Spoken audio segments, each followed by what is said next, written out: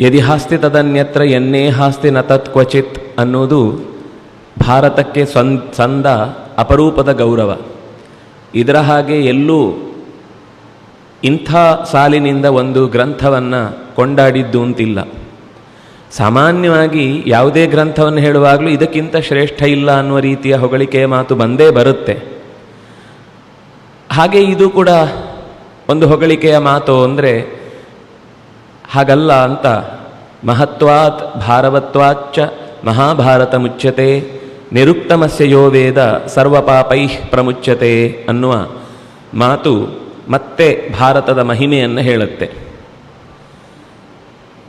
ಇದೊಂದೇ ಅಲ್ಲ, ಇನ್ನೂ ಅನೇಕ ಸಂಗತಿಗಳನ್ನು ವ್ಯಾಸರೇ ನಮಗೆ ಕಲ್ಪಿಸಿದ್ದಾರೆ. ಭರತಾನಾಂ ಮಹಜ್ಜನ್ಮ ಮಹಾಭಾರತ ಮುಚ್ಯತೆ ಅಂತ.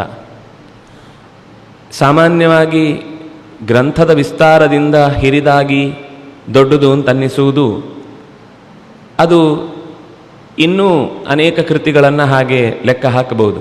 ಆದರೆ ಅರ್ಥದ ಭಾರದಿಂದಲೂ ಕೂಡ ವೇದಾದಪಿ ಪರಂಚಕ್ರೆ ಮಹಾಭಾರತ ಮುತ್ತಮಂ ಅಂತ ಆಚಾರ್ಯರು ವೇದಗಳಲ್ಲಿ ಹೇಳಿದ ಸಂಗತಿಗಳನ್ನು ಅರ್ಥೈಸಿಕೊಳ್ಳಿಕ್ಕೆ ಸಹಕಾರಿ ಮಾತ್ರ ಅಲ್ಲ, ವೇದಗಳಲ್ಲಿ ಹೇಳದ ಸಂಗತಿಗಳನ್ನು ಕೂಡ ಭಾರತ ಹೊತ್ತು ನಿಂತಿದೆ. ಅದರಿಂದಾಗಿ ಇದು ವೇದವನ್ನೂ ಮೀರಿ ನಿಂತ ಕೃತಿಯಾಗಿದೆ ಅಂತ ಒತ್ತು ಕೊಡ್ತಾರೆ.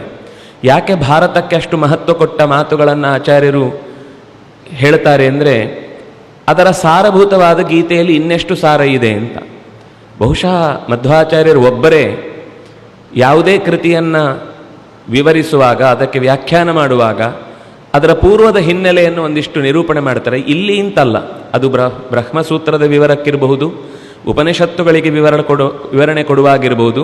ಒಬ್ಬ ಅಧ್ಯಾಪಕನ ಕರ್ತವ್ಯ ಅದು. ಮೊದಲು ಆ ಶಿಷ್ಯನಿಗೆ ತಾನು ಓದುವ ಗ್ರಂಥದ ಬಗ್ಗೆ ಆಸಕ್ತಿ ಹುಟ್ಟುವ ಹಾಗೆ ಮಾಡಬೇಕು. ಆಮೇಲೆ ಹೇಗೆ ಹೇಳಿದ್ರು ಅವನು ಅಧ್ಯಯನ ಮಾಡಿಕೊಂಡು ಹೋಗ್ತಾನೆ. ಶುರು ಮಾಡುವಾಗ ಸಿಲೆಬಸ್ ಅಲ್ಲಿದೆ ಅಂತ ತಲೆ ಚಚ್ಕೊಂಡು ಶುರು ಮಾಡಿದರೆ ಓದುವನಿಗೆ ಯಾವತ್ತಿಗೂ ಅದು ತಲೆಯಲ್ಲಿ ಜೀವಮಾನ ಪೂರ್ತಿ ಅದು ಉಳಿಯುವುದಿಲ್ಲ. ಅದೆಲ್ಲ ನಮಗೆ ಓದುವಾಗ ನೆನಪಿಲ್ಲ ಅಂತ ಆಗುತ್ತೆ. ಆಚಾರ್ಯರ ಒಂದು ಅತ್ಯಂತ ಅದ್ಭುತವಾದ ಶಕ್ತಿ ಏನು ಅಂದರೆ, ಅದರ ಪೂರ್ವ ಹಿನ್ನೆಲೆಯಲ್ಲಿ ಚೆನ್ನಾಗಿ ಬೇರೂರುವ ಹಾಗೆ ಅದರ ಭಾವವನ್ನು ಹೃದಯದ ಆಳಕ್ಕೆ ಇಳಿಸುವ ಮಾತುಗಳನ್ನು ಆಡುತ್ತಾರೆ. ಅಂಥ ಮಾತುಗಳನ್ನು ಆಡಬೇಕಾದದ್ದು ಕೇವಲ ಆ ಶಿಷ್ಯನಿಗೆ ಹುರಿದುಂಬಿಸುವ ಕಾರ್ಪೊರೇಟ್ ಸ್ಟೈಲಿನ ಒಂದಿಷ್ಟು ಜನರನ್ನು ತಮ್ಮ ಕೆಲಸ ಮಾಡಲಿಕ್ಕೆ ಒಪ್ಪಿಸುವ ಭಾವ ಅಲ್ಲ. ಅದು ನಿಜವಾಗಿಯೂ ಆ ಭಾರತದಲ್ಲಿರುವ ಭಾವವನ್ನು ಎತ್ತಿ ತೋರುವಂತಹ ಸಾಲುಗಳನ್ನು ಆರಂಭದಲ್ಲೇ ಭಾರತಕ್ಕೂ ಆಡಿದ್ದಾರೆ, ಗೀತೆಗೂ ಆಡಿದ್ದಾರೆ. ಗೀತೆಗೆ